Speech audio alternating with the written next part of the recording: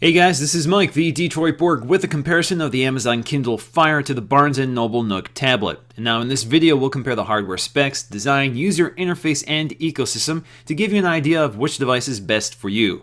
Now looking at the specs, both devices use the same TI 1GHz dual-core OMAP processor, but the Kindle Fire has 512 megs of RAM, while the Nook tablet gives you 1 gig of RAM.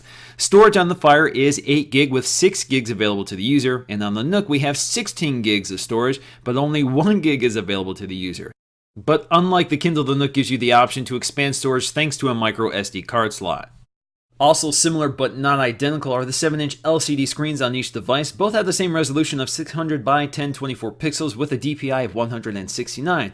Both are IPS displays, which means they can be viewed from a variety of angles without losing color fidelity and contrast. So this is very similar to the iPhone 4 or the iPad 2. Now what's different here is that the Nook tablet has a laminated screen, meaning that the LCD screen is laminated directly to the glass. So there is no distance between the glass and the LCD. So there is less refraction, which is the distortion of the LCD screen reflecting back on the glass. Now you do get some of that in the Kindle, but it's not a major issue, but certainly it contributes to a higher quality looking display on the Nook tablet.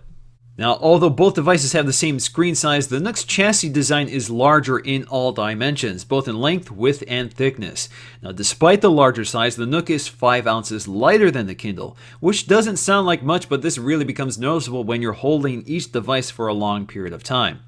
The design of the chassis are very different, with the Kindle featuring a much more compact and simple square design with an edge-to-edge glass screen, while the Nook has a tapered and rounded design with many more materials and textures. Both have soft textured finishes on the back which are pleasant to hold, but in the end I find the Amazon tablet more comfortable because of the thicker and more grippable edge.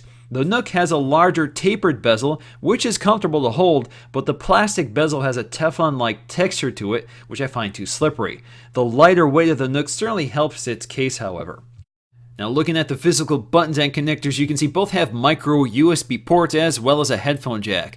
However, the similarities end there. The Kindle features only one small power button near the connector and no other physical buttons like a home button or volume controls. The Nook features both a power button, volume controls, and a physical home button in the shape of the N logo. The Kindle replaces all of its hardware buttons with virtual controls, which may not be popular since it means that adjusting the volume means waking up the device and tapping the settings bar to get to the volume slider. The home button is also omnipresent in the lower left corner, but this also means that in order to wake up the device, you must always search for the tiny power button at the bottom edge. The position of this button also means it's easy to accidentally press and almost never easy to find quickly. This is perhaps my least favorite design attribute of the Kindle Fire, and I hope that future iterations will include a more visible sleep-wake button. Now in terms of speakers, the Nook has one rear firing speaker, while the Amazon Kindle has 2 side firing speakers at the top edge. I think this gives the Amazon Kindle a louder and richer sound, especially if you're using it in a case. But neither speaker system is particularly loud, and it's still best to use the headphones.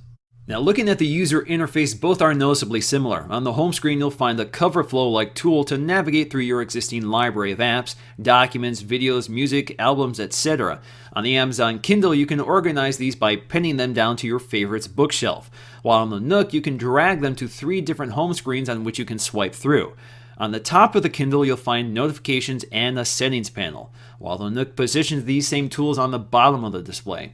The Kindle and Nook also have quick navigation menu bars on the home screen where you can quickly access your content or take you right to their stores. However, the Kindle does a better job keeping heavily used items visible on the home screen in one place, such as search and web, while the Nook requires you to press the home button to bring up options like search or web. Speaking of web browsing, this is where both devices really differ. Amazon features the Silk browser, which uses Amazon servers to do all the processing work, therefore speeding up the web browsing performance on lower powered devices. In theory, this will make the Kindle browser faster, but in practice I've actually found it to be slower than the Nook browser. The Amazon Kindle browser also includes tabbed browsing, while the Nook does not, and instead opens up new pages which you have to navigate through thanks to a drop-down menu. The browsing experience is otherwise similar. Pinch to zoom and scrolling are about the same, while neither device are particularly smooth at accomplishing either task. The Nook and Kindle are further separated by the content available to them. Barnes & Noble is primarily an ebook seller, while Amazon sells everything from books to music to movies. Now, the e-reading experience is very similar on both devices. You can easily buy books from their stores, and the ebooks feature very similar reading tools such as the ability to select font size, background, text spacing, and even search terms or highlight text and take notes. However, when it comes to other content, the similarities end. On the Kindle, launching the music or video feature will take you to your onboard content, or you can navigate to the store where you can purchase items individually, such as movies or TV episodes. Nook somewhat confuses their message here because although they say the Nook offers music and video, it only does this with the aid of apps. So launching the music services icon will bring up Pandora or the onboard music player. It's the same story with video. Instead of individual movies, you are taken to apps like Netflix or Hulu. And not to be overlooked is the fact that Amazon leverages its cloud services for storage, meaning you do not need to keep your entire library on your Kindle in order to have access to it. Of course, this means that you will need a Wi-Fi connection to access your content, but you have the option to download the content directly to onboard storage. The app environment is also significantly more extensive on the Kindle, where you can find many popular Android and iOS apps which have been ported over to the Amazon store, while the Nook store is significantly smaller with an inadequate selection of very basic apps. So for example, there are many free weather apps available on the Kindle, but there is only one weather app in the Nook app store and it's $4.99. However, very popular apps like Netflix, Hulu, Pandora, and more are available on both platforms for free. The Nook does beat the Kindle when it comes to video playback, especially in Netflix or YouTube. Video quality is higher resolution, and the Nook's higher quality display really makes this the best video player. Another advantage to the Nook camp is the fact that it supports EPUB, while Amazon only supports its proprietary ebook format. So this makes the Nook the best device for sideloading books using a DRM-free format.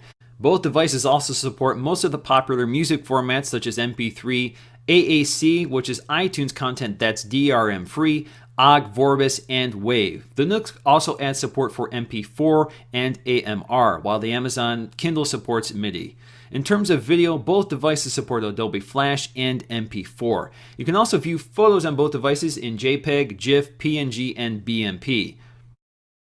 Overall, I have come away more impressed by the Kindle than the Nook, thanks largely to the simplicity and consistency of the UI and the significantly more expansive Amazon ecosystem, which includes better selection of media content, apps, and cloud services, along with a modern web browser that includes tabbed browsing. And combine this with the fact that the Kindle is $50 cheaper than the Nook, then I think the Kindle is the best choice for most users. So that's going to do it for me, guys. Thanks for watching. Let me know what you guys think. Which device do you prefer and why? Let me know in the comment section below. Thanks for watching, and I'll see you again in the next video.